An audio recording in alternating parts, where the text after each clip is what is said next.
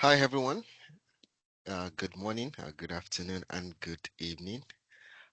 We are glad to have you in our session today once again. And I say a very big welcome to everyone of us. I trust we are all doing well and we are all in good shape. Welcome to session 3, where we continue from where we started from. And I hope you are learning one or two things and also having fun as you are learning, right? You learn better when it's always fun. And I think we've been creating that. Can be a little bit challenging. Yeah, right. That's the way the real modeling thing is in real world. So it is what it is. Okay.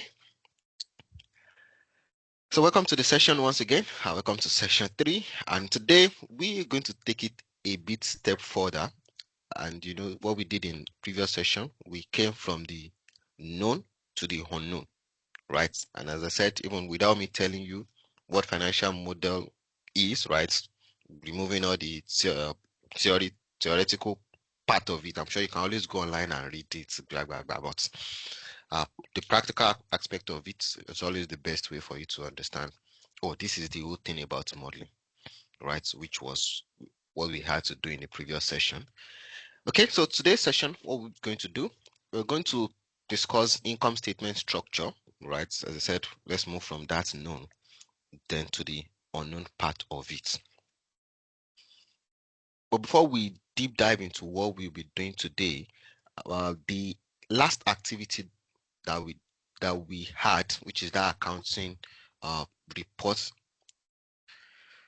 that we had to work on, I will be referencing to this a lot because I said this kind of form the basic to everything we'll be doing in the session going forward. Right? As I stated in previous session, your ability not to understand this, just know that it might be difficult for you to understand the whole modeling concept of the thing. While I was very happy and motivated with what I saw from you guys submissions, right? I was also the other way disappointed with what I got from some people. But the truth is always part of the learning. If you don't do nonsense, there's no way you'll be able to do that aspect that has sense. I know I also built some terrible model back then. So mistake is part of the learning. So don't feel bad. Such a great work that you've done. So as I said, we always be referring to this guy going forward throughout our mentorship session. Now, today we only want to focus on this guy called income statements. Okay, and that's what we'll be discussing today. I also we have like a live session activities where you need to build a simple model, right? You already understand the concept from accountants, right? Accounting reports perspective. All you're trying to do is to replicate that same thing into the future. And what now makes modeling very sweet is cause the future aspect of it kind of deal with a lot when it comes to decision making, right? There are so many things that goes into this. In fact, there are some guys that their own area of specialization when it comes to modeling is tax. So the way it's being done in a typical corporate, at least in a real corporate, large company, a single person don't usually build a model, right? A single person don't usually build a model. So, well, some guys can tend to build from revenue down to EBITDA, right? Some guys go into the aspect of the business assets, the strategy, how that will go into the future to compute what the business asset value will be, the depreciation. Then some guys will take that, build the tax as a whole, right? So please let's try and listen. Let's try and listen, please. Let's try and listen. Listen. Right? I'm sure if you observe the way I teach, right? I say one thing and I provide answer to that because I can read if I say this one, these are the questions you might want to ask. Then I will definitely provide the response. So if you missed the one part two, Then you are now hearing part 3. I'm sure you will get lost. So please, let's try and stay and be attentive. So as I said, in a big world of modeling, real big business wise, most times a single person don't usually build a model, and it's because it's such a broad concept, right? When business are going into merger and acquisition, when they're trying to raise funding, when they try to get short-term cash flow and the whole thing, so it's a whole lot. As such, most times we always have like area of expertise, right? Some people, they specialize in tax modeling, right? There are some that deals with assets. The valuation guys can also comes into play, helping with some discounting factor to project what the value will be in each respective year for maybe some assets, some kind of investments, right? I mean, when you go to the balance sheet, you see different line item there, right? And because it's just such a very broad concept, but your understanding of the basic would definitely make you understand every other aspect of it. Irrespective of how they've decided we break a lot of things down here and there, you know what? At the end of the whole story, this is the 3 financial statements that will be needed. But as such, everyone wants to know that what sum up to this 166 million of our revenue, right? Why do we think we can achieve this? Now you can have a whole complete whole workbook worksheet just for you to get this final value, because it's a future thing, and everyone, as I said, everyone tends to want to question everything, everything. So as such, every figure, right, definitely need to have a driver. What sum up before we get this value? So why, how, so different kind of questions when it gets to a big kind of modeling thing, right? But as long as you understand the framework, you know that this, definitely, every other thing, we just more like a walk back, just try to break things down. We call it level of granularity. Times for a typical operational kind of business, you need to go month on month, because everything will be queried, everything will be sensitized, create different scenario for every aspect of it. So today, let's focus on the income statement. And I'm sure by the time we are talking about income statement, you already know how to build a typical income statement, everything that flows into it, right? What are the inputs you need? And when we are hearing drivers, level of granularity, basically we are saying, this my revenue. If I want to forecast my revenue, what are the things that I need, right? If I want to forecast my cost of sales, what are the things that I need? That's what we call drivers. And I'm sure if you go to the input, you remember how we calculated our revenue. So please, and one other thing is this. When I give us task to do, as I said, this is not a training. If it is a training, right, mine is to just deliver the content and move on and get paid with my own.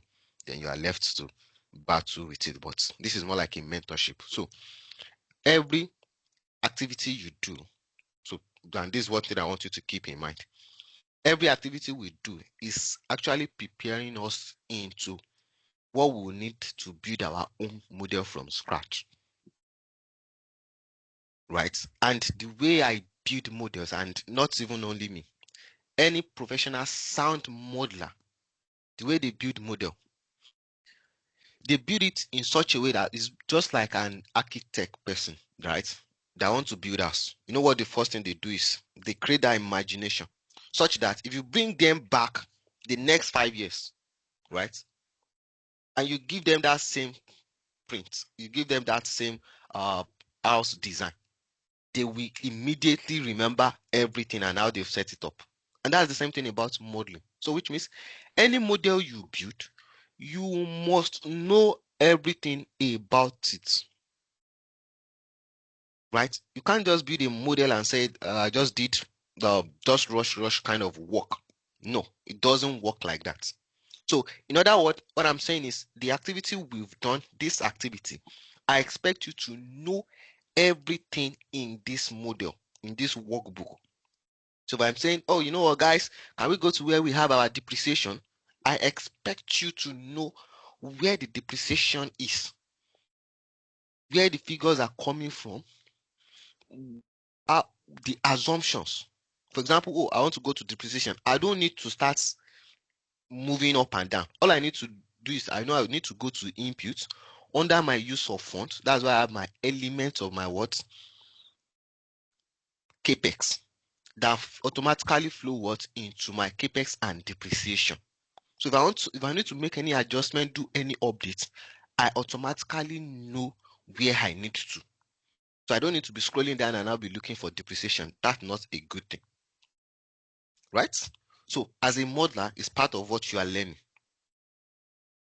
Know everything about everything. Know your model. Create the structure, create the picture, install it.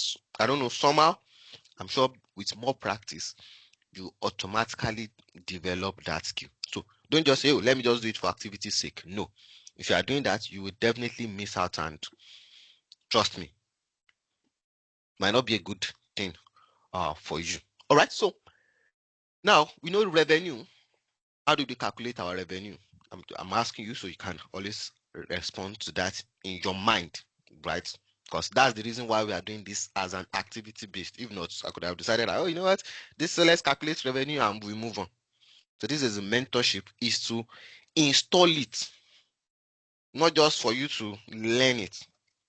So I'm saying, how did we get our revenue? I expect you to know that, oh, revenue, oh, this is how I calculated this revenue to get all these figures.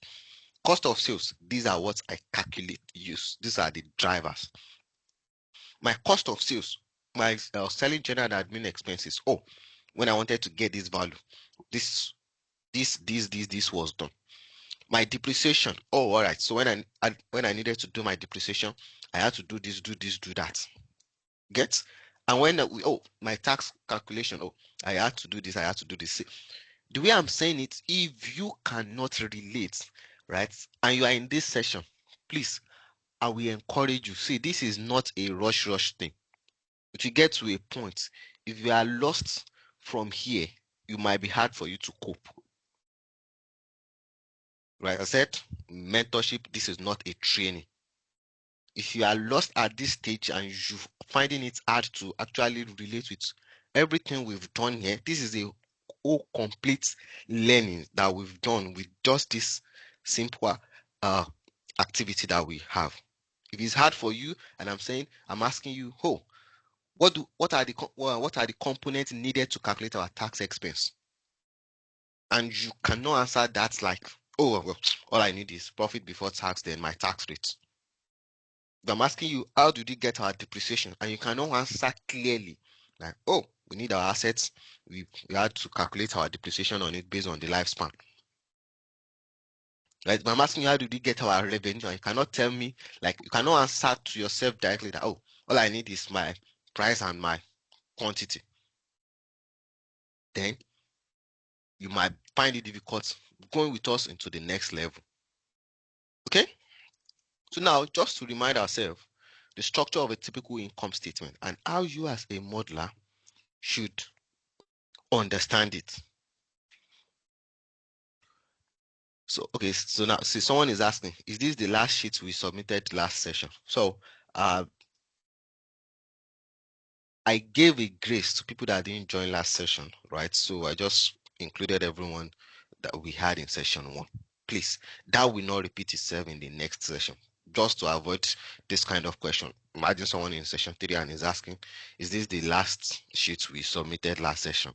So you guys can see now, at times if I'm saying you didn't submit your activity, you cannot join next session. We are getting back to that next session. So no, trust me. Right? And also, just for you to keep in mind, please, what things we'll be doing in this session, right? I'm not sure if you are going to get the recording. So we are taking it to the next level. Everything we are doing now, I'm not sure why you would need a recording after this session. So, which means, please pay attention. Anything we are doing activity, do it. Right? You cannot hide under, oh, I will go and watch your YouTube later. No, please don't even bother coming to the session. Right? So that we know that let's focus on people that see the sacrifice. I said, no pity, see, no pity kind of approach here. Right? Everyone's got excuse, right? I'm not feeling fine. You are not feeling fine. Let's all of us not feel fine, right? But you know what? The world just needs to move on. Oh, my internet. Yes, your internet, my internet, our internet. Should we just close the session? So please remove that pity or sentiments kind of excuse lifestyle, right? Is that you get it done or you don't get it done? Okay. So now for our revenue, which is more like the umbrella, you always need something we call price, quantity, and growth. Right? So as I said, we'll be referring to our activity work file. I'm sorry if I'm sounding like that, but see, it's just the reality of life.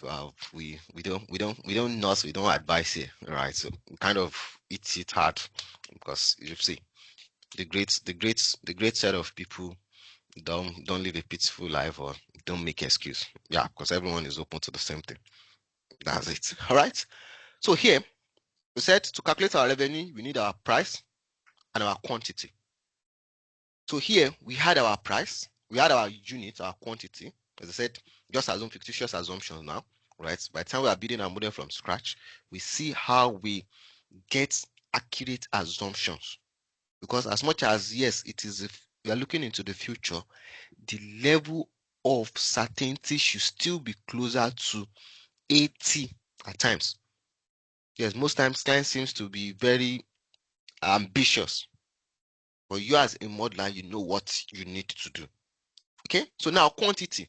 So let's assume, so let's see this year 2024. Let's also assume it to be our base year, right? Base year, or at times some people call it year zero.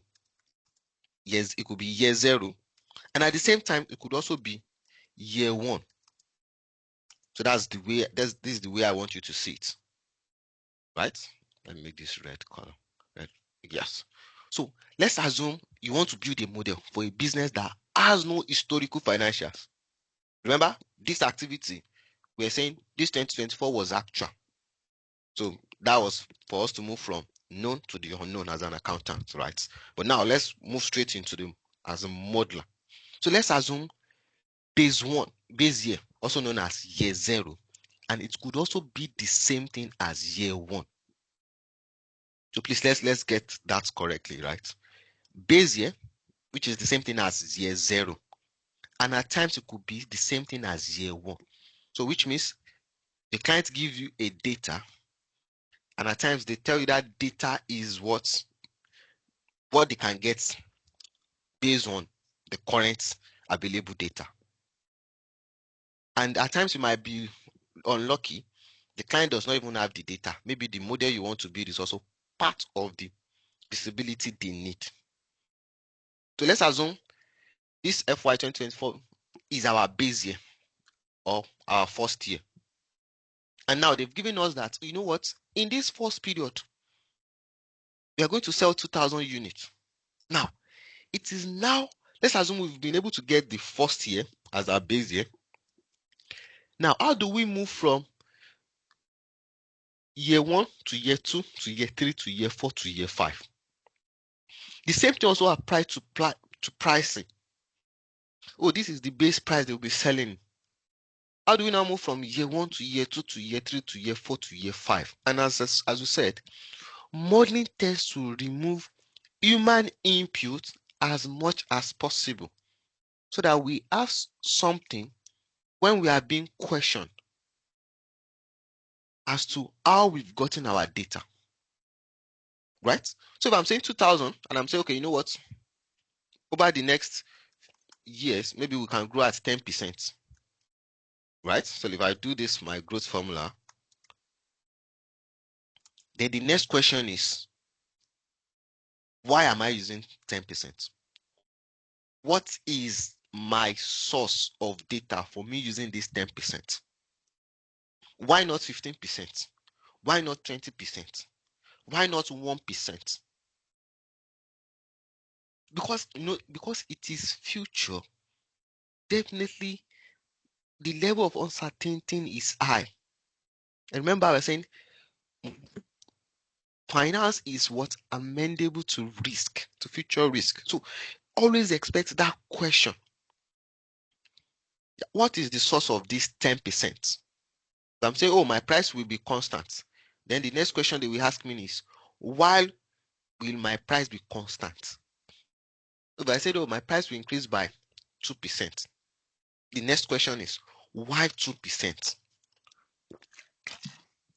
Why not 7%? Right? So, see, the way I want you to understand this modeling, I don't understand it as hey, I'm just doing a training and I'm using. No, we are dealing with a reality. I think maybe by the time we want to build our case study, maybe we use a real company data, a business data, right? Business that is starting up, and we are modeling the reality. This is not like the normal, you know what? So this is just for learning content. No, and that's the way I want you to be and think. The question is query they are asking.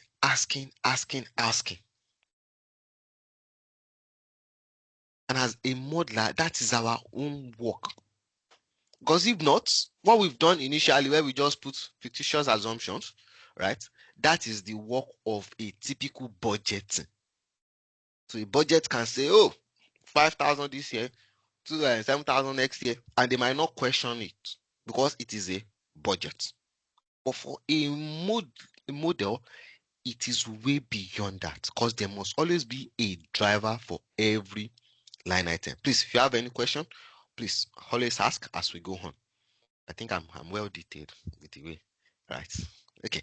So revenue is like the umbrella of the business. So which means we must be very, very careful when we are modeling this. Now, the first thing is remember I said what is what is which is the questioning of the driver. I want to forecast. So a client approach you and ask you, "Oh, can you build a model for me?" And they said, "Oh, okay, all right." Then the next thing you need is what? Is your data. Your first set of data. Is your what? Your first set of data, which is what you need. Oh, can you build a model for me? Automatically, when someone approaches you that, can you build a model for me? Right? The first thing that comes to your brain is what? Oh, can you build a model for me? Basically, they are saying, can I get a financial projection for this my business that I've not even started? Right? So when someone approaches you and is asking, can you build a financial model for me? Remember, the first thing that comes to your brain is what? Oh, they need 3 financial statements output. Just like you enter into a company that is in operation and someone is asking, please, can we get the account statement, or can we get the financial statement? Or okay, no, I think that's, can we get the accounting report? Okay, I think yeah, that's a good one. So someone just enter into a business that is in operation and ask, hey, please, can we get the accounting report? What do you think they are asking for? Basically, these 3 financial statements, right? Which is from the output. So since you understand that, oh, person said, oh, can you help me build a model for my business? Definitely, you know that this 3 financial statements is the main core thing that they need. So that sits with you. Then the next question is, you now remember that, oh yes, the 3 financial statements. If I want to forecast revenue, what do I need? And that's where your what we call information request list, which is the next thing we will go after this. You're asking them, oh, how will your business be generating revenue? Now, at times the clients might not know this or our terms or financial statement. So you might need to put it in such a way that to be easy for them to understand and give you that data, because your first source of data is your client. Right? And with that, because that we actually remove all those questioning from your head. Oh, as given by the client, because they are the number one unquestionable uh, source of information. So they are telling you they'll be selling their product 5,000. That's 5,000. Anybody ask you, where did you get management? Simple as that. They have further question, they can go and meet the management. So you are asking, how will you generate your revenue? Do you have any expected growth strategy in place? Right? How much will you charge for your goods and products, right? But first, you need to understand the business operations. Well, what do you do? What's the whole? Tell me about the whole business concept, right? So then you go to your cost of sales. You know that, oh, I need my units cost, I need my quantity. Just the same way we have it in this input. So we have our cost, we have our quantity. Easy for us to use and create our cost of sales. You have your gross profit, which we call our top line item. You have your operating expenses. So what are your expected monthly business operations, e.g., salaries, uh, utility bills, subscription, and all those related expenses. You have your EBITDA, which relates to the core business operation. Then you go to your depreciation. You are asking, oh, if you are starting a business, you want to raise, let's say, oh, what's the purpose of this model? Oh, we want to raise funding. Or if you are raising 20 million, how do you plan to use the 20 million? Right? And they can, oh, okay, you know what, we need to get this set up, we need to get this set up, we need to get this set up. And then you do the categorization as to, oh, what would be like a pre-operational expenses that I need to expense? What will be the capitalized line item that will go into the balance sheet as assets, fixed assets, right?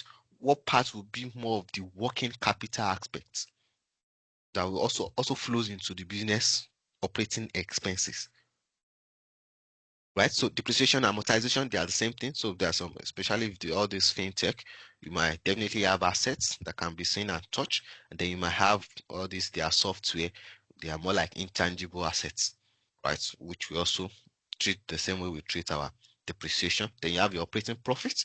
Do you have any other income that comes in? Finance income, maybe I think we might just cover this later, but let's keep it a little bit short here. It's more of a corporate concept, but where companies has some other investments, or they put their cash in the bank to generate additional income. Yeah, you include that. Finance cost, if they are funding their business via loans, definitely you need to calculate interest expense on it. And then you have your profit before tax, you have your tax, and you have your profit after tax. Now, the next thing we are going to do is to have a short activity, right? And it's more like we want to test your knowledge of this income statement from the activity. But I do not expect anybody to spend less than 15 minutes on this activity. So I'm going to drop a link in the chat box. I'm going to drop a link in for us in the chat box so that we can go ahead and download the file, save it on your desktop. You know how we used to do. So I'm dropping the link in the chat box. Yes. So I dropped that 3 times. Just click on the link. Immediately you click on it, it should open up this folder for you. Right, with 1, 2, 3, 4, 5.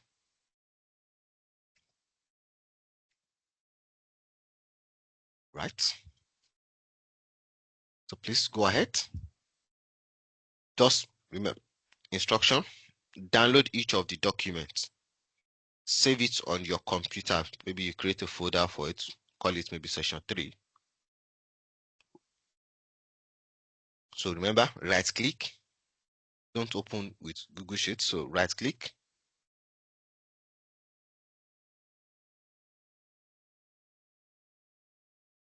So right click and download.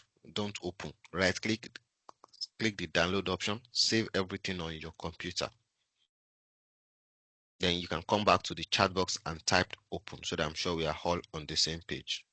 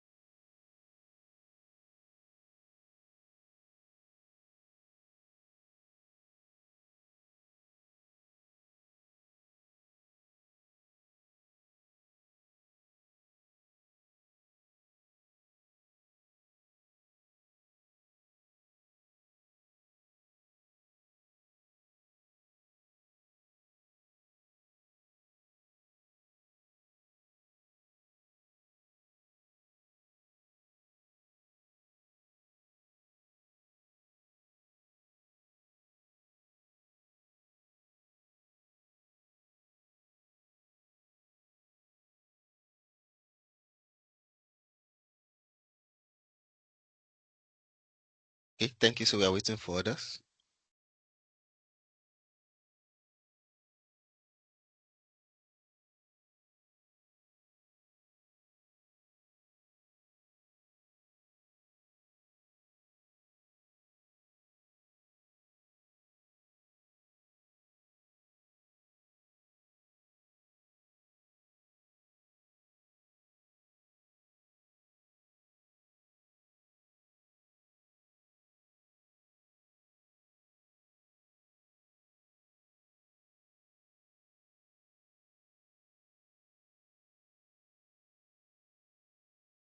All right. So very good. And let's go ahead and let's open the 01 document. It's going to ask for password. So go ahead, open the document. I'm going to still give us the password, but come back to my screen and let me show you what we need to do. Let me show you what we need to do.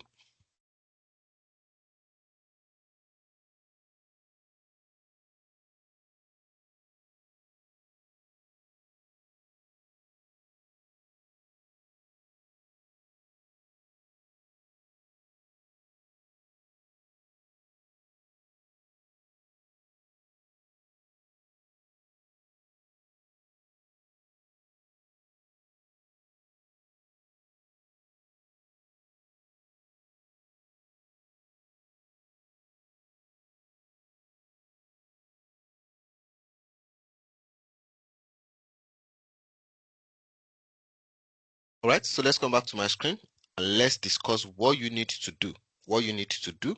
So you just want to create a simple income statement. All right. Now here you've been provided with different inputs. You've been provided with different inputs, right? Which is more like want to look at the second approach of building the model, leveraging on your previous knowledge. So you've been given an assumption. One, for you to forecast your revenue, you need year-on-year growth rate. So which means they've given you a value in the base period. All you just need to do is to what? Apply these growths across. I think we also did one Excel activity, right, where we went through this all this model toolkit. So I'm sure this should not be a problem for us. So you have your cost of sales set as a percent of revenue. So you can see the driver. Okay. Operating expenses as also a percent of revenue. Attention to detail is very important. Depreciation and amortization, we've been given the actual value. So which means you don't need to do any calculation, just link the value directly. Interest expense, so they said as a percent of loan balance. So you've been given a loan balance for each period. All you need to do is multiply the interest rate by the loan balance, and you have your interest expense, and you have your provision for tax expense. So all you need to do is come into your P&L, right? For example, my revenue, all I need to do is I've been given for the base period equal to previous period multiplied by, open my brackets, 1 plus what? Plus my growth rate for that current period, and I'm fine. So you see the guy will be smiling at you, right? So calculate my cost of sales.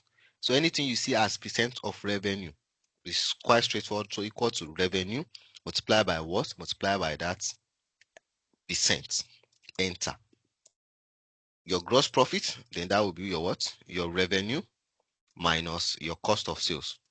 So just add up all the values, leave them in the absolute value.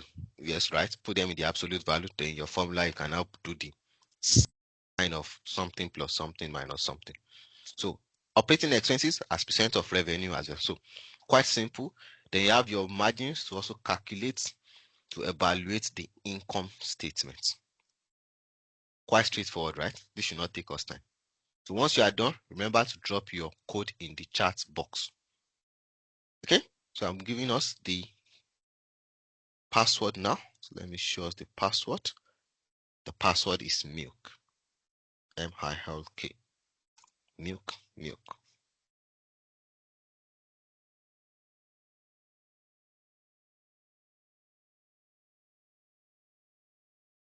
I think this should not take us up to 15 minutes.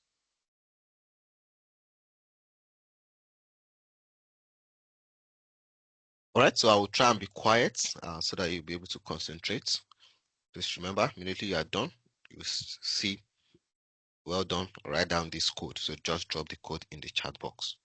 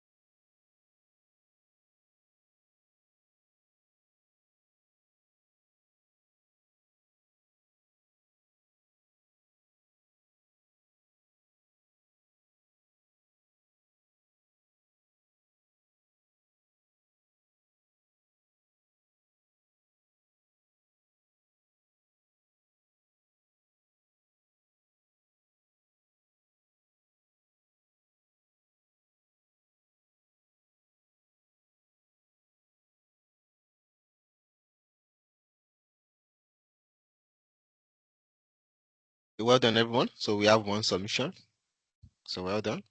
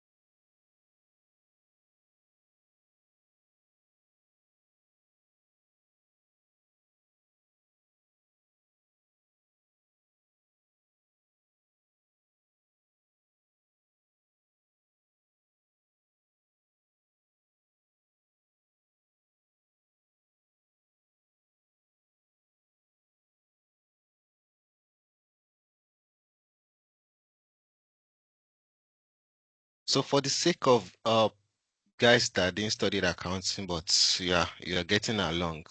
So we've added like a comment to that margin part. So if you over your mouse on it, you see like a comment just to show you the formula that you need to, what you need to use, what you need to do. Yeah.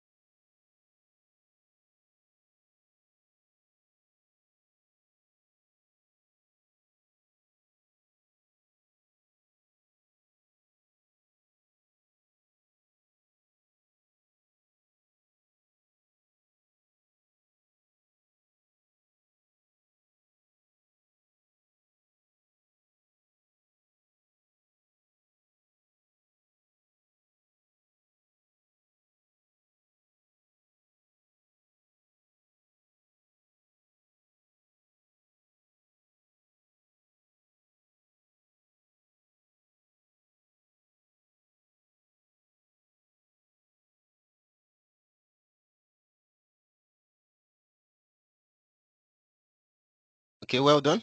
Quite a good turn over. So let's just give additional maybe 3 minutes for others to complete it.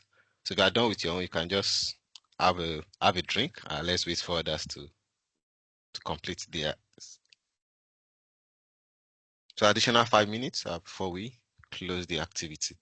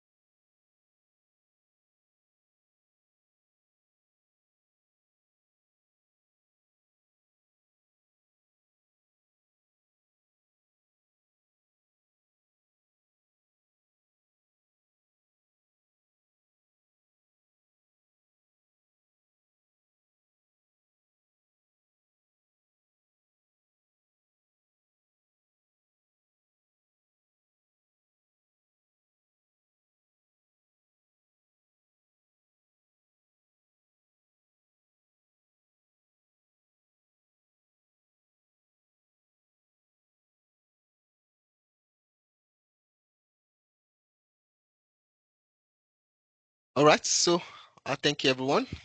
Thank you for getting this done. Thank you. I will be closing the activity now. So time up, time up, time up, time up, time up. Well done, everyone. Well done. So remember, as you're learning, you're also learning how to be efficient, effective, and also speed. Yes, yes.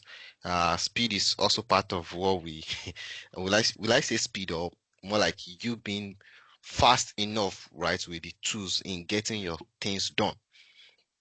Trust me, it's part of modeling concepts, right? You do not have all day to just do a simple task. So I'll thank you everyone. I'm not sure we need to do this together. So in case yours is not balanced. So remember, so you can save it and remove the password. Remember that. So in case you want to practice it on your own, it will be easy for you to do that.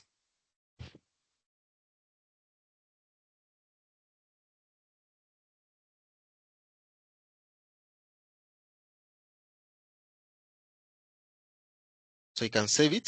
Someone was saying operating expenses not working. I'm not sure why you're having that issue.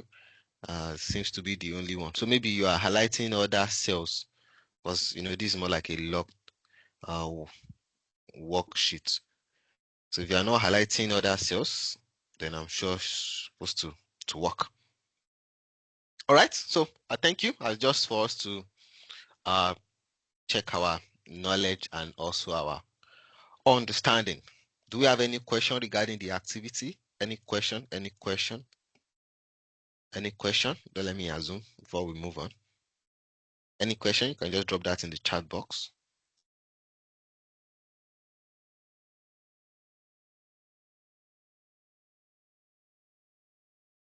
Any question? Any question? Any question? Any question?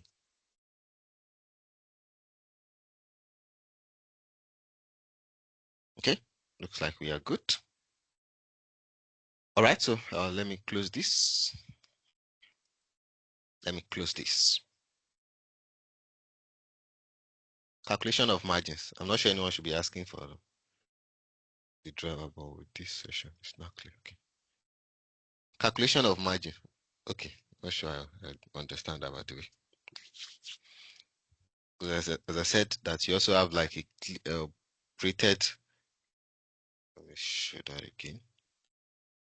So we are saying margins. I said attention to details. You already have that. So if you over on each of the line item, I've created, let you know the formula, what you need to do. So I'm saying cost of sales margin. Every other line item, everything is almost percent to our revenue. All right.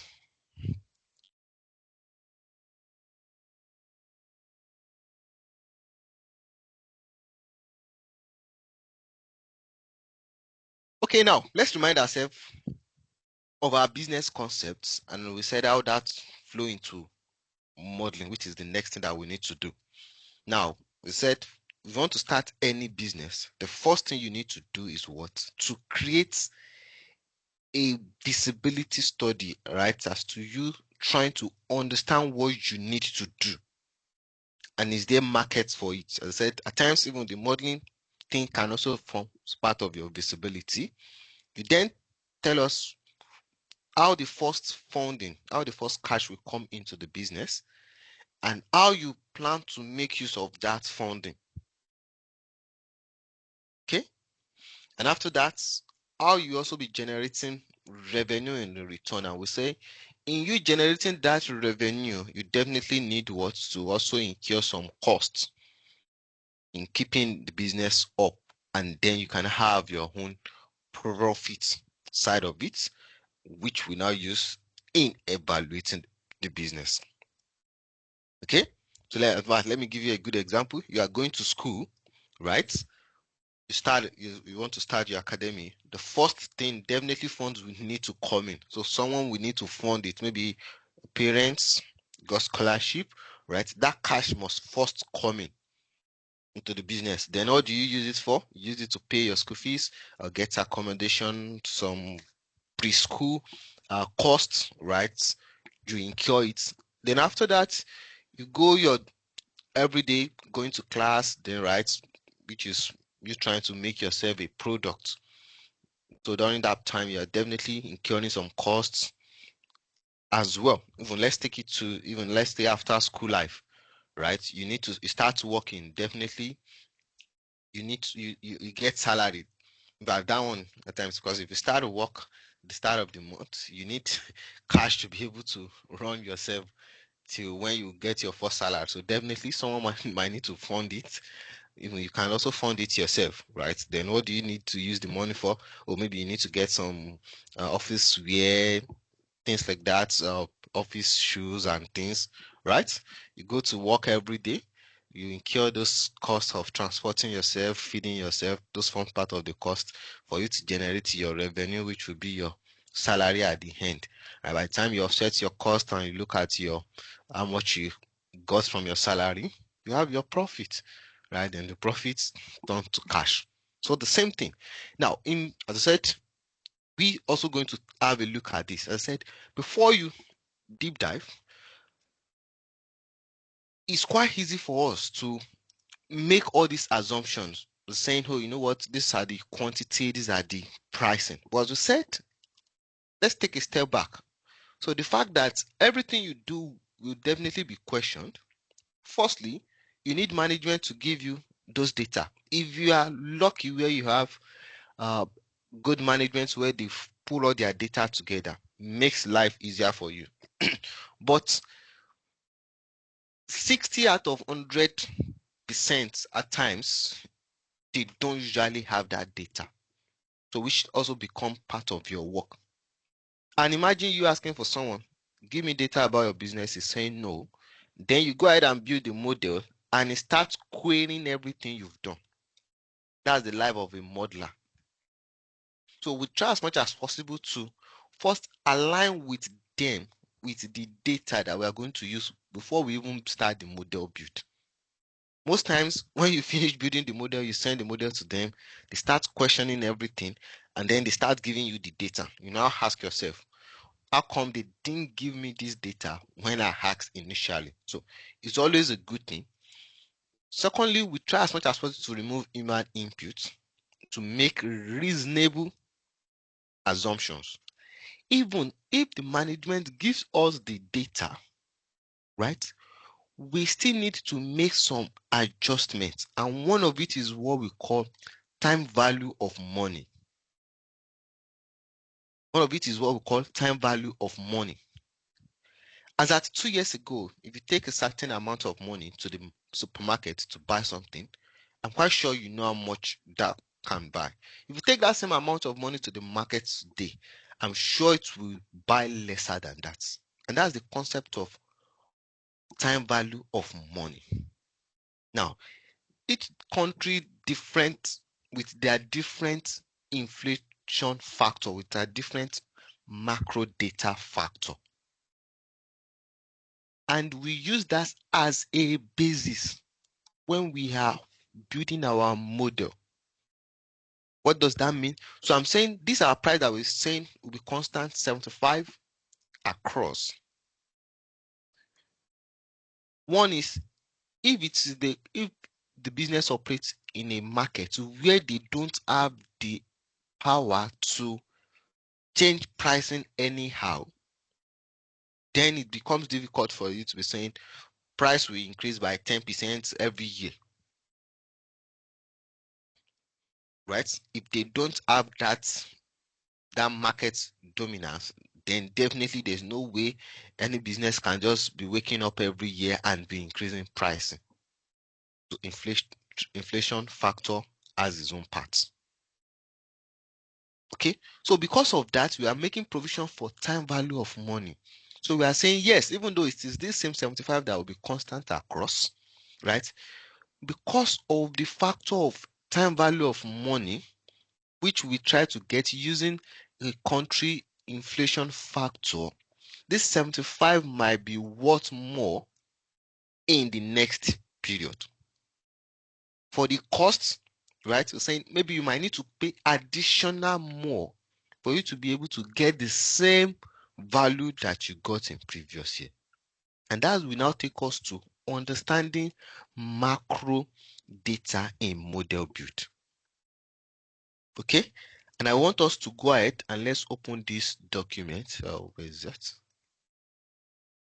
Okay, no, okay. So let me check the document. So let's go ahead and let's open 02. Yes, the 02 document. 02 document. 02 document.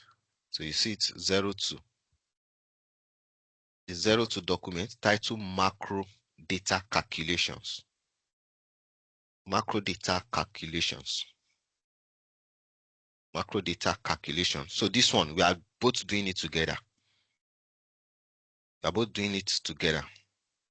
So you have worksheet 1, macro, and worksheet 2, funding.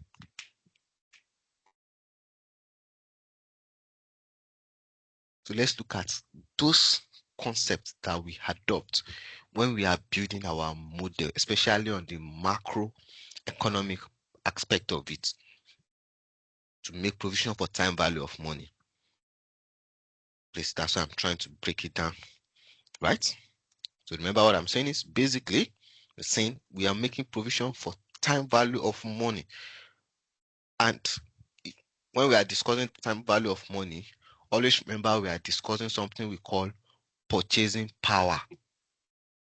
Purchasing power, right? If you take this amount to market today, what if in the next 2 years, 3 years, 4 years, 5 years, with that same amount be able to buy the same quantity, the same unit in those years? Okay, so I believe we have that open now. We have that open. I believe we have it open. We have it open. We have it open. Right? So that we can get started. Okay, very good. Now, let's start with one. Let's go to the method one, which is row 8, your macro worksheet. Now, we've been provided a country inflation. Now, irrespective of the kind of model you want to build, I think each country, they have their own respective inflation rates. And if you go online, you can always get it. So let me say, for example, let me do one for us, because this is the same thing we are also going to do by the time we start our model build from scratch. So let me search for, sorry, I love my country, right? So I'm from Nigeria. So let me say Nigeria inflation forecast for the next 5 years, right? I'm sure if you search for your own country as well, you can also see the same thing. So I think most times I always use this Statista. But if you are working in a corporate organization where they have access to more reliable data sources, right? Because in corporate world, we don't usually use all these sources. We have more like all these reliable data source that we use. But at least for our own purpose of learning, let's use this. So you can see. So this is Nigeria inflation rate, and from here, let's assume we are here in 2024, right? They've given us the next 5 years expected inflation rate. So most times it tends to slope downward, right? But in reality, it can change, but at least based on what you have and your standing point. So you can see 2024, 25, 26, 27, 28. They said they're asking what's the source of your data, what's the source of your data, you are getting it. So you can check your own country as well if you are connecting outside my own country. Okay, so we've extracted those inflation rates for each period. Okay, and now here we are saying, oh, we're going to have an operating expenses of 5 million that will be incurring every year. Now, remember I said you can have base period, and at times, which is something you also need to clarify, base could also be the same thing as year one. So you need to be able to clarify, is this value for base or is this value for year one? So now here at this point, they are telling us this value is for base period. So base as at what? 2023. And our forecast is starting from 2024. So all you need to do is what? Grow this cost, operating expenses, just grow it by the respective year inflation rate using our growth factor. So by the time I'm talking about growth factor, you should always know what that is by now. Growth factor is basically previous period multiplied by, open your bracket, 1 plus growth rate. So please go ahead, calculate your operating expenses. In column H, you have the total cell. So type the total operating expenses from year, I think that should be from year 2024 to 2028. Type it in the chat box. Go ahead. So grow, so we're saying 500 million, the base value, right? So basically we are saying, oh, let's assume the 500 will be constant, but we need to include, we need to factor in time value of money, the effect of time value of money, right, to address the purchasing power. And that is why we are using that inflation rate to say, oh, if it is 500 in year one, what will it be in year two? What will be in year three, year four, year five? So do your total summation in column H. I only need the total summation from year 2024 to 2025.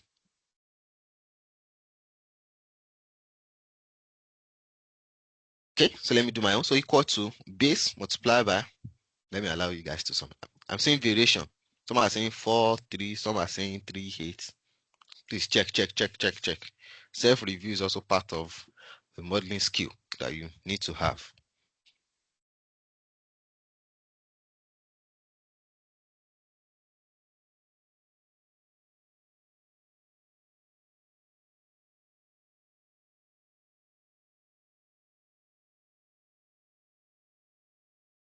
Okay, so let me do mine. So equal to the base period multiplied by, open my bracket, 1 plus the inflation for each year. And I come to my column H equal to sum from year 2 to from year 1 to year 5. I guess, okay, maybe some of you are adding from the base period. So I said year 1, from year 1 forecast to year 5. I did not say add everything from 500, right? Base period is not part of our forecast period. So please get that concept right. Because I think that's why some people are having 4, 6, or 4 something, 4, 3, 5, 7. Say from year 1 to year 5, that's your forecast period. Base period is not your forecast period. Base period is your year 0. So always remember that difference between base, year 1. So if I'm saying year 1, that is my year 1 of forecast. If I'm saying year 0, base period, that is the base value. Okay, so which means we are saying everything being equal, right? We're saying though we operating expenses will be 500 constantly, but because of time value of money, which means if you want to buy this in the next 1 year, the effect of the inflation has even added almost 79 into it. The following period, see another increment. And that is more like we saying the same thing we bought in base period for 500, we might need additional what? Additional money to be able to get that same thing, the same quantity, the same value. If you want to buy the same thing in year 3, you see what is so, which means the longer the period, the riskier it is for us to be able to predict. Right? So let me see. Okay, I think I've logged this here. So basically, if I'm saying 500 multiplied by 5, I think that should have given us 2005, right? But because of the effect of time value of money, is basically telling us this is what we are going to have. Make sense? Any question? Any question there? So basically saying purchasing power, right? If I'm going to get a bottle of water for 500 today, I'm saying maybe if I want to get that same bottle of water in the next 1 year, I might need this amount to be able to get that same thing. If I want to buy that same thing in next 3 years, I might need this. And if you take a look at it backward, and if you can relate, I know there are some countries that only maintain single digits inflation rates. But a country in Africa, you tend to have more like a double digit. So in a typical advanced country, it's very hard for you to see all this kind of double digits inflation rates, right? I think maybe a good example is let's check. Let me check US. Let me check US inflation rate forecast.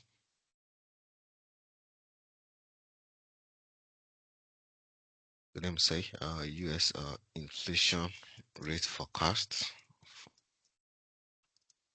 for the next 5 years. Right, so if I'm also using that same Statista, so check their home. So you can see that them, most of they hardly get double-digit inflation rate. So you can see single digits, so 4.1, and see 2.9, 2, 2, 2.1, 2.1, 2.1. So as I said, so that's why you cannot use one country inflation rate for another country. The business is operating in Canada, you cannot use Canada inflation rates for a business that's operating in Nigeria. So the inflation rate, the macro data must be restricted to the country core business operations. And at times when you are, especially if you are bidding for all these startups where they have one business operation in Kenya, one in this other country, one in here, one different country, right? You might need to do more like a segmentation kind of model build, so that you know that well, if you are generating revenue from this country, you are applying that macro data assumptions as well. Do you have any question before we go to the method 2?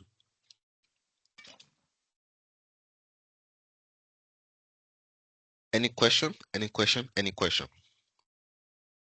Quite clear, straightforward, right? Please ask question before we go on now. But let me ask you guys, am I, at least the way, why are we using OPEX? You can use anything. It's just time value of money. Just type in the chat box, please, so that we can save time. You can use revenue. So for revenue, instead of using cost inflation, you have another macro data that you can use for that. But then we get to the session, you will see that, but it's still the same approach, the same concept. It's just change of inflation factor. So if it is for like if it's for revenue, maybe for like pricing, most times you use like pricing inflation pricing index for that. But when we get there, we'll see it. Understand the concept, understand the approach. So it doesn't matter if it is revenue. Instead of using cost inflation, we just use price or revenue inflation aspect. Yep. Okay. So method two. Now you can see that method 1, we use base. Please let's be attentive so that someone does not ask me to go over it again. Method 1 and method 2. So now we have two methods that we use. We have real inflation and we have nominal inflation. But let me just wait so that I don't scatter the class with what is real, what is nominal. Let's go to method 2. So now method 2, we have our inflation rate, right? Now what we now need to do is we need to convert inflation rate into inflation index, right? And I will leave you are going to see the reason why we are using this approach. So there are cases where you just need to use the method 2. There are some you just need to use method 1 and just move on with your model build. Now here we've been given our inflation rate. What inflation index is basically saying is this. But I'm saying I'm going to spend, please let's look and understand first very well, right? I don't want anyone to ask me to explain again. What inflation index is basically saying is,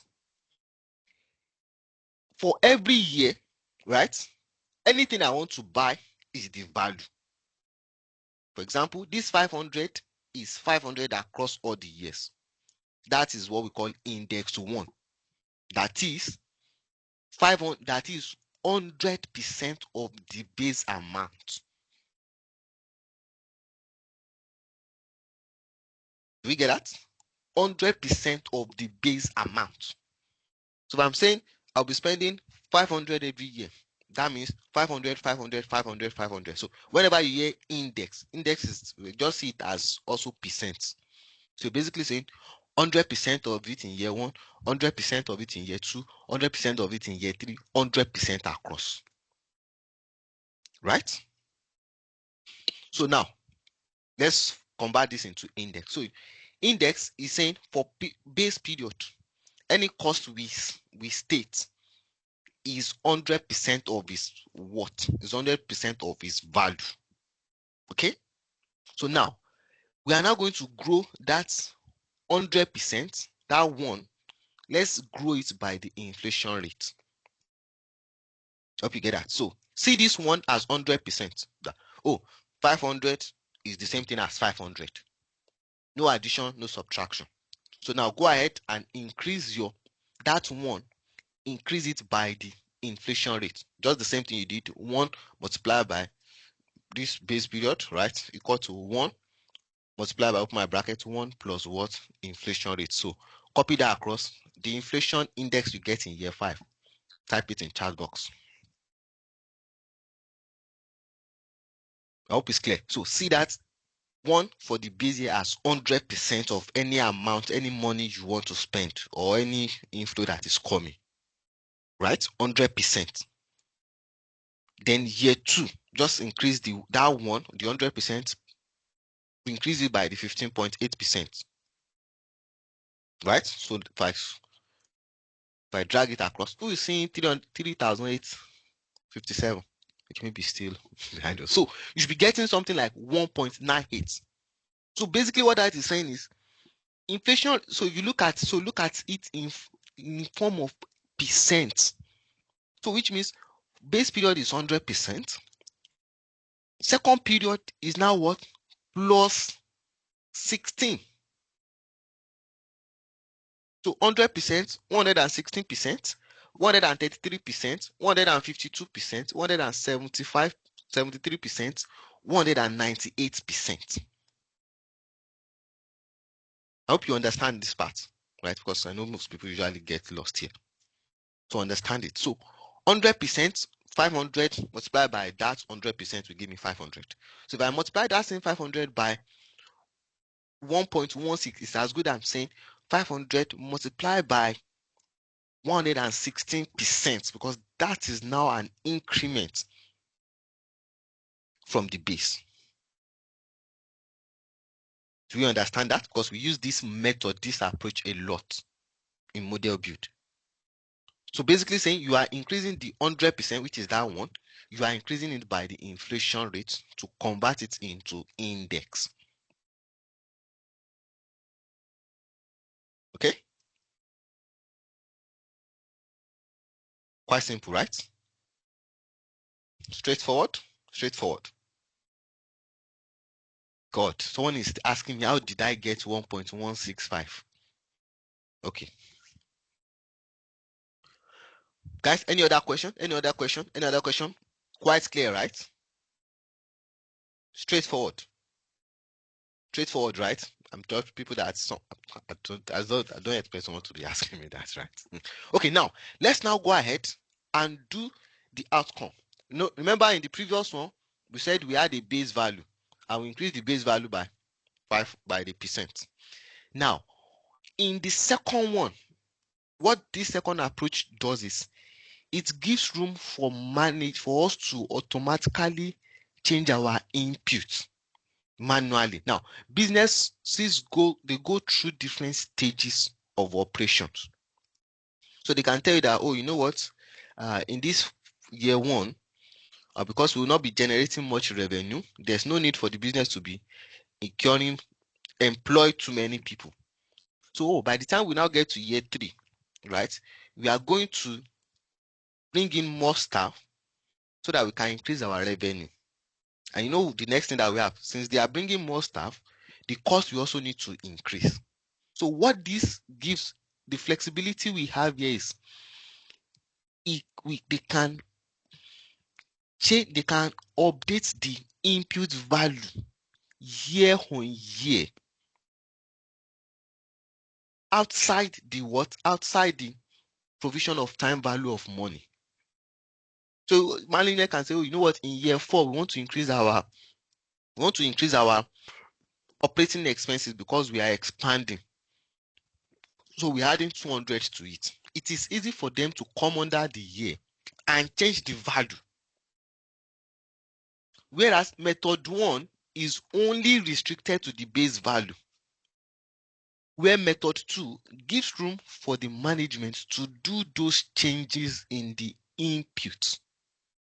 Okay, so now let's now go ahead, multiply the operating expenses for each year, multiply it by the country index, by the inflation index this time.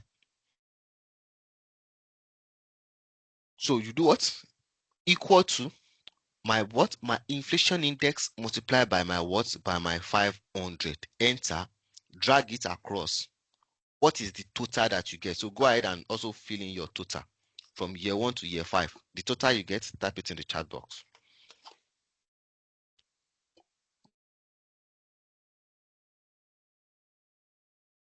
Multiply the value for each year, multiply by that inflation index, and drag it across. Then do your summation of the total operating expenses in the forecast period. So now you see that it gives us the same thing, right? But the benefit of using the method 2 approach is that it allows us to make changes to our input on annual basis. So even if management decide that, oh, you know what, we want to increase our operating expenses in year 3, all they need to do is to come in here into this input and make that change. But method 1 does not give room for that to be done. Right? So there are some kind of modeling we call a single input model set. It's a single input model set. So what that means is the model set will only be base period. We do not expect them to make any input on any annual basis or anything. So if they are all base input type of model, you just use this method 1 approach. But if you are building a kind of model where it's more, they need it for at least management decision, for them to see how they can also perform, the best option is always to use method 2. So that even after you send the model to the clients, they can always do that update on their own on annual basis, where the inflation index, right, still apply in order to make provision for that time value of money. Do you understand? Hope you are not confused. I've done a session where I have to spend almost 2 hours on this thing, so I always know because this is very important. This is the whole thing, most things we do in modeling. Because you must always incorporate this properly, and especially if it's a model they will need to use for valuation later. Definitely this must be properly done, because valuation will still discount it back. So you must properly incorporate it. So method 1, single input from the base, through like that. For method 2, allow that annual input flexibility,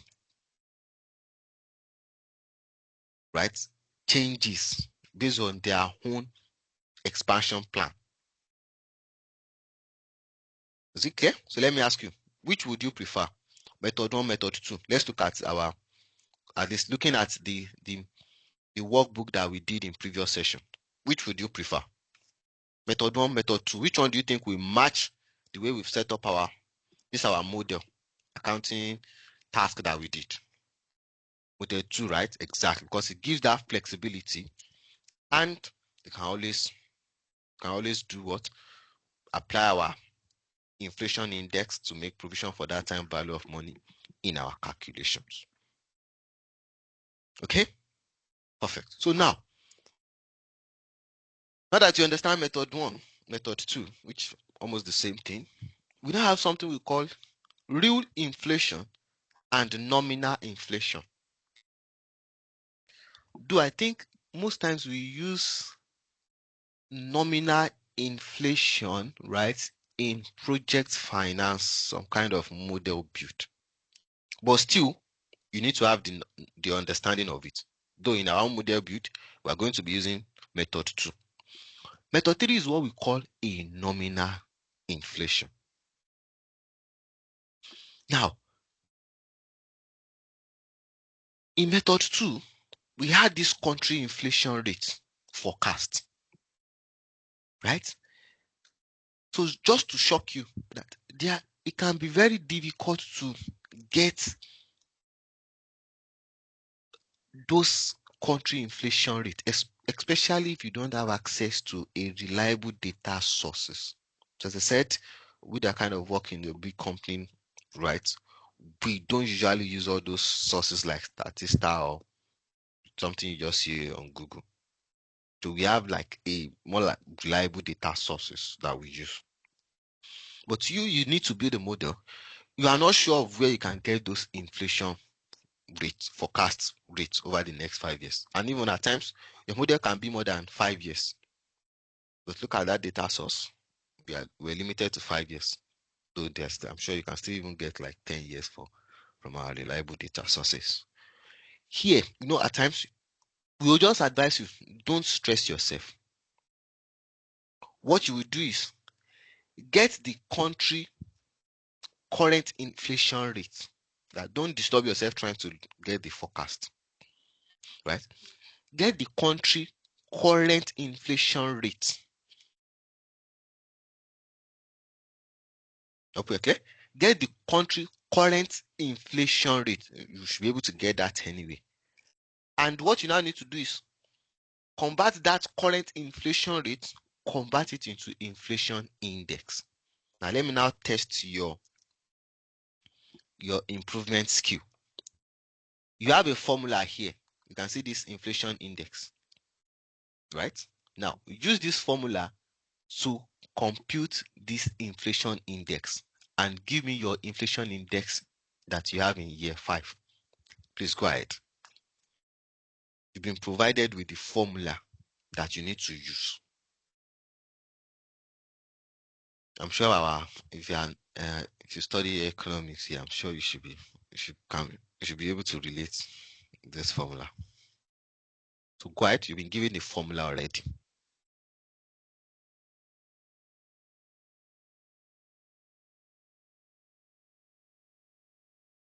So 1 plus growth rate raised to current period minus 1.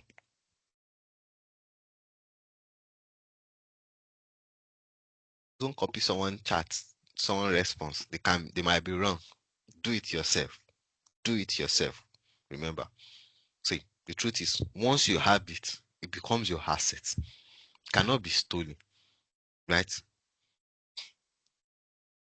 Just like someone might be saying that the way I'm teaching you guys will not make me to know more, will make me not to know what I've known. Nah. So the more you do it, the more you know it. Look at the formula, go ahead and do it.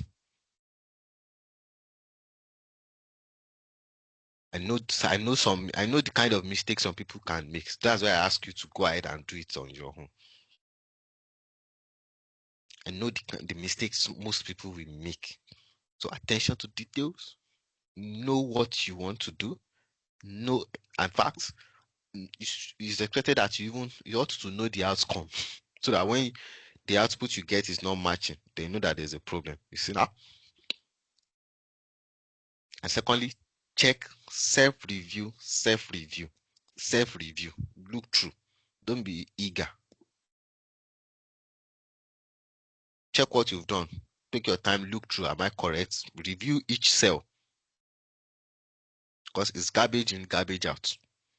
If you've done it wrongly, you will get the results wrongly. Okay? So equal to, open my bracket, 1 plus what is my growth, which is that country inflation, and I'm going to lock it. Cell referencing. I know some people will make that mistake and not lock it and copy the formula across. Then raise to, open my bracket, my period count, which we've been given 1, 2, 3, 4, 5, right? Minus 1. Enter, and you can drag that across.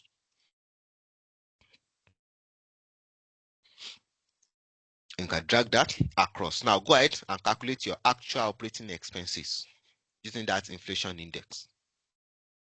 and type your total in the chat box.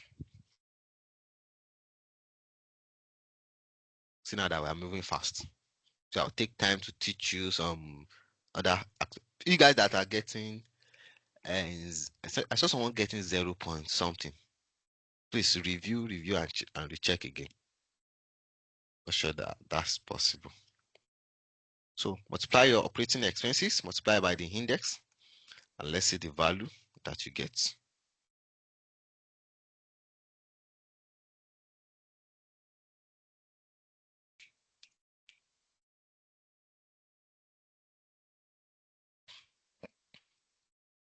Okay, very good. So you can see, so what is happening is, so now let's now take a look at what is happening, right? What is happening? Let's take a look at what is happening. Let's take a look at what is happening. Let's take a look at what is happening. If you cannot look at a formula and put the formula inside a cell, then I don't know what to say. Right? Because you've been given a formula, just look at the formula, link it to the data that you need to link, and then now let's now look at what is happening. Because someone is saying we are not getting the same thing with method 2, is giving us this different value. So two things. One is nominal and we have real inflation. Remember. Now, for real inflation, right? Real inflation assumes that the value that we have, that our set of inputs are based on base data, right? That our real method is assuming that what?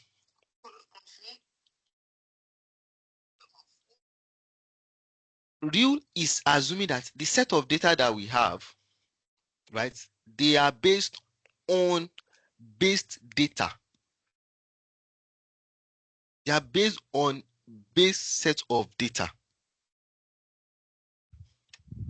So if you look at method 1, you see that we have the value as a base, right? So, and if you come to, and in year 1, you can see that we included inflation.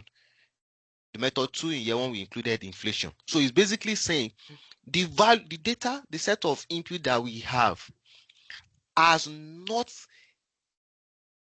factored in inflation effects. That those values represent what we represent a period before the forecast. So that's why we just start applying the inflation from year 1. But year 3 is saying this first period input has already included inflation. So we don't need to reapply the inflation again in year 1. That's what the nominal is saying. And that's why we are using the period count. Right? Let me repeat that again. So for nominal is saying the value of this 500 that was given to us, that we believe they've already considered this effect of inflation already. So most times we are building for a typical project and you're asking them, hey, what's the cost of you setting up this application? At times, they might have considered that inflation incremental cost in the total value. So as such, you don't need to reapply inflation again on it. So it will be as if you are double counting the inflation effect on the value. Right? Then secondly, because we are using a single input inflation rate, right? Most times what usually results to is it usually give us higher inflation index. So that's why most times we try as much as possible if we can get inflation forecast. So now look at this inflation forecast. You see that it is sloping downward. 15, 14.7, 14.5, 14, 14. But this, we are constant with this 26.7. That's the reason why it's giving us what? higher value because we are saying this 26.7 will be constant across. So that's the difference. So you can see that method 2 is what is higher than method. Method 3 is higher than method 1 and 2. But at times when you build model, there might be a need for you to use a mix of them.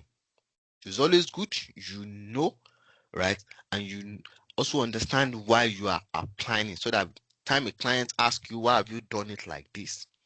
You can also explain it the way I've broken it down completely. Right? Do we have any question? Do you have any question? Is it clear? Is it clear? What if inflation drops within your forecast? Busayo, now let me now ask you, how will you know if inflation will drop within your forecast? Because you are here, right? The only thing you can use is to go to all this data platform and request for inflation rate forecast. So if you are here today, how will you say inflation rate drops? Now, but I think the other side is actually a good question. So as I said, a typical inflation rate forecast for most countries always fall downward. Now, if you look at your inflation index in year 2, now look at what is happening. The percent is actually dropping, but right? But look at the index. The index is increasing. So definitely you won't have a negative inflation rate, right? So what happened is just the level of growth that is being slowed down. So even if inflation rate drops, it's just the level of growth that is dropping. But the truth is there's still a growth. So you can always pick it from a standing point, right? Even if the inflation rate drop, the inflation index will always be what? Will always be going like slope upward. Right? So any other question? Any other question? Any other question?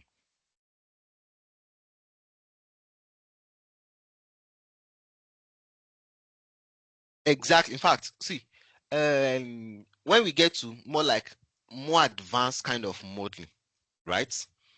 That's where this method comes into play the most. Now, one is, as I said, this nominal, we tend to use it more in a typical project finance. Because, see, both of them, they have effects. I'm not sure. I think don't let me take you guys to that advanced kind of thing. So when we get to business valuation or investment viability, you know what? Method 2, this method, so let's say method 2, which is the real and nominal, right? Can shift a business valuation from 6 million to 7 million, but from 6 million to 8 million in value,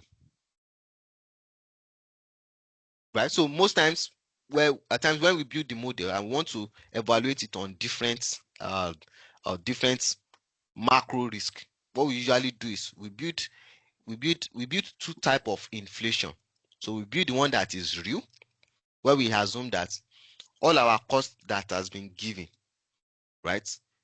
They've they've not been inflation has not been included in it, which is the real inflation index. Then we now have the nominal inflation index, which we assume that, oh, you know what, the value they've given us for the first period, inflation has been added into it. And both of them, not trust me, I've done build this on different scenario and different cases. They always have a significant effect. And most time what we now usually do is we ask the client, please, the data you are giving us, is it based on this our current position value that can be obtained, or it is based on the value it will be obtained? So which is two different questions, and what those two of them are answering. The value, the set of assumptions you've given us, are they based on what can be achieved, what can be purchased, or they are based on what would be achieved. Right? So for a typical project finance, they've already agreed on the cost and the pricing, and they've set up more like an agreement kind of thing. So most times we always understand that. But for typical business, it is always, that's why most times we tend to use more of real approach when we build our typical startup model. But both of them, when we get to more like higher level, we both of them, they always have different impact. I hope I've answered that. Okay. Is the formula for inflation index for nominal a standard one, or is it part of the assumptions? So if you look at it, right, what we did, the only difference from the what I was referring to in this real calculation was that there are times where you don't have access to all these in forecasts yearly. Then you can use a single input which is based on the current period. But when you have the access, you can put this, right? If you are using nominal, then that means the way you calculate your inflation index will be the same way you've calculated this guy, right? Simple. Hope I've answered that. Okay, so is the time value of money just factor into operating expense of income? Why doing modeling or the other line? Every line item. So you have, as I said, your financial statement is made up of, I think, did we do real framework? Okay, it's made up of your either income or cost.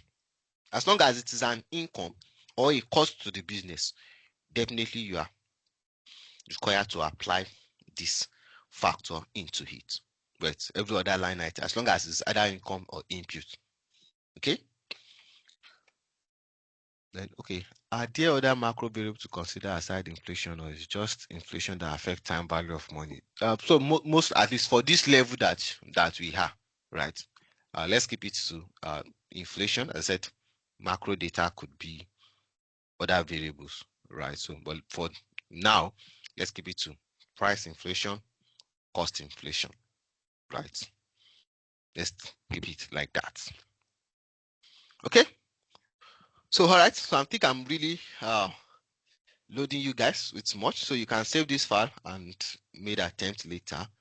This second one, this founding, let's still leave that. I'm sure we've done something related to this, so let's leave this. So you can save it and you can practice that on your own. Now, as we come closer to the end of our session, let's quickly discuss something we call information request list, which will be your own next task, right? Now, firstly, so I'm going to draft a sample for you, and I want you to also do the same while you are doing your own. So I'm going to call this guy. Don't worry, just look at my own screen. So I'm going to call this guy information request list. We call it IRL. IRL. At times, some people call it questionnaire. So it depends on what you decide to call it. Some people call it questionnaire. Okay. So information request list, I said some people call it questionnaire. Now, because this is the first, so before building a model, you need to be able to request for data that you need to build your model. So as you said, model, you already know that, oh, I need these 3 financial statements. And now, all I need to do is to ask questions to be able to get this set of assumptions as we have it in our input here. So your ability to be able to draft that questionnaire in obtaining your set of data is very, very key. So this is what I want everyone to do. And please, let's try and submit this, our task, latest by Friday, 7 p.m. Right? I have so many commitments. I'm also battling with my own work, battling with my own life and duty. So you cannot expect me to stay awake till Some people will be sending their tasks 12 midnight of Friday and will still expect me to send them the meeting link. This time, 7 o'clock, I'm also closing my own laptop, right? My eyes buds are really hurting from screen. So 7, I'll close my laptop. If you submit anything after 7 on Friday, please just forget that you'll be joining the next session. Don't need to send, don't send any apology, don't send any excuse, right? Please. So that I also need to attend to something. Some people, funny thing, some people will be sending their own on Saturday. Please. Now, one thing is first is this. Assume any business concept of your own. Any business concept, any type of business concept. Just assume any business concept on your own, right? And use that business concept to draft a questionnaire and also provide those data yourself, right? So most times it's always good you have a taste of what you give to other people, right? So when we send this information to clients, most times they don't usually provide us the information, and it can be so annoying at times. And most times we usually blame it on ourselves that maybe we've not create those points in such a way that it's easy for them to understand, right? So remember, you draft an information request list, and I think I think I've created one example, so we don't need to create the same thing for ourselves. Now, use your own preferred format. If you send me this same format, automatic rejection, right? Use this as an example. And now let's walk through it together. Use this as an example and create your own. In fact, your own should not be more than, if possible, 10 points, 10 bullet points. Now let's take a look at this. So this questionnaire is to aid you in thinking through the business strategy and how the strategy flow with the financials, right? Okay. So kindly fill the related points in the questionnaire and leave the ones that are not applied. So now let's look at this. So what this person has done. So this was created by someone. So what this person has done is the client reach out to the person, said, "Oh, can you help me build a model?" And first person that came to the person's mind is, "Oh, I need these 3 financial statements." But I'm not going to be asking my clients, "Can you provide your revenue line item? Can you provide your cost of sale line item? Can you provide your selling general? Can you provide your depreciation? Can you provide your tax? Can you provide your property, plant and equipment? Can you provide your inventory?" No, because most times they might not even understand all these accounting jargons. So you need to put it in such a way that a layman will understand. And this is what this person has done. You can provide your own. Now, each of these questions has something to do with either one or two of line item in our financial statement. And let's look at it together. Now, name of the business entity. Definitely you need the name of the business, right? You need to tell us what's the name of your business. Now, business location. Let me now ask you, why do you think this person is asking for business location? Anyone? Why do you think he's asking for business location? So let's make it a fast response of a thing. Exactly. So because of the macro data, right? So that by the time you want to get the cost inflation, pricing inflation, maybe some interest rates, tax rates, definitely you know that you are using the country in which the business will be operating very well.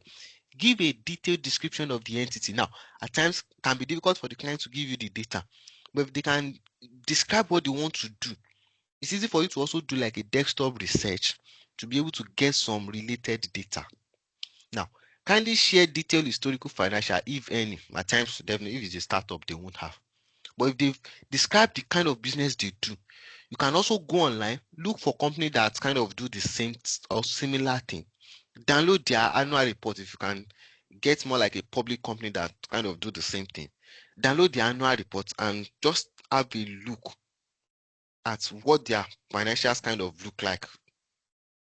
Okay, now, so this gives you detail about what the business is into so that you also understand, because you can't build a model for a business if you don't understand what they do.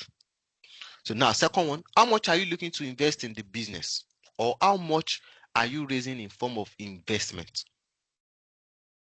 That's question one, which is we want to know what is the total first cash that will be coming into this business, right? Then the next thing is how much has been invested in the business so far. So if you look at this, basically what this person is asking is asking this first section of our model input. That was the first cash that is coming into the business, right? How much has been invested in the business so far? Kindly list the expenses it covered, right? So basically they say list how you plan to make use of this fund.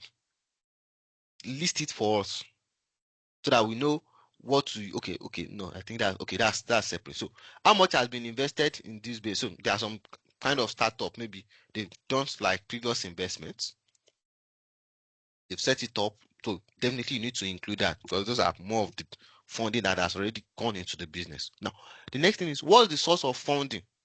So this is where you know you get your the debt, the equity, right?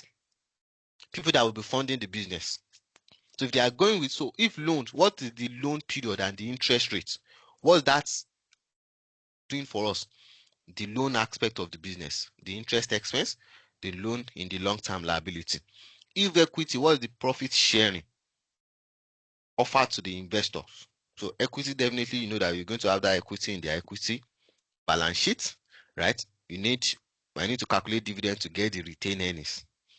How do you plan to spend the capital amount to be raised? So that's where you do all those your categorization of how you get what will become their uh, property, plant, and equipment, right? That will flow into the depreciation, that will flow into the capex and cash flow from investing. So business operation, explain in detail how the business will generate revenue, either on monthly or daily basis. Give a breakdown on how business will generate revenue. Now, what's the product, service, subscription price, or charges? That's revenue. What is the cost attached to the service listed above and the direct cost of generating those revenue? Cost of sales. What are the expected quantity or customers, users growth for the forecast period? You need your quantity. Then what's the plan for staffing, every other operating expenses? So you can use this as a guidance, right? But remember, keep it short and every question you ask must be able to provide answer as to what we can use for this same line item. Just this same offset of input that we have here. So funding could be a mix of both owner's contribution or equity and debt. You are allowed to make your free assumptions. So remember your activity, using this as a guide, create a very concise information request list, right? That you're going to send to a client. And you can as well even go ahead and respond to some, provide response to some of them. So I hope that is clear. So the task against next session, assume any business, right? Go ahead and draft an information request list. You can as well go as far as providing those information and share that with me. So you can do that. I think maybe Word document is fine. Just to create like 10 bullet points, right? As I said, so I think I was about doing one example, but because of time. So first thing is please also give a detailed description of the business operation, right? That can so including business location, including business location, maybe and some other things. So which means I've already so the way we have how many questions here? One, two. So I've already put like 3 points. I've already put that together, right? So I can go to second one. So how much are you investing or raising for the business? and what is the sources of funding. You can put here, so equity, debt, or personal funding. So which means I've lumped up almost these 3 points into one, right? So if debt, what is the debt period and applicable interest rates, and if equity, right, what is the percent offering. I've logged down some. So someone read this, is very easy, because if the questions are way too long, it will be very difficult for them to answer. So this one is the um, list list list the use of funds and their respective cost amount. So e.g. business. So you also give them examples so that they can relate, right? Then office equipment, software, right? Marketing, prepaid expenses, rent, right? Then e.g. So just put that, right? So as you are putting it together, I'm also looking at the financial statement output. What do I need to get this assumption? What do I need to get this? What do I need to get this?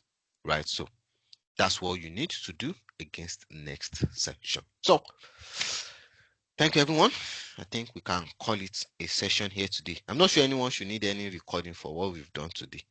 They are quite straightforward, activity based. So please, no one should ask for my recording. And if though later I decide to upload this, just go to my YouTube channel and you can see that. Right? So thank you, everyone. And please, let's make sure we enjoy the rest of our evening. Please pity me as well. Friday, 7, I will stop accepting any submissions. What we need to do is quite easy.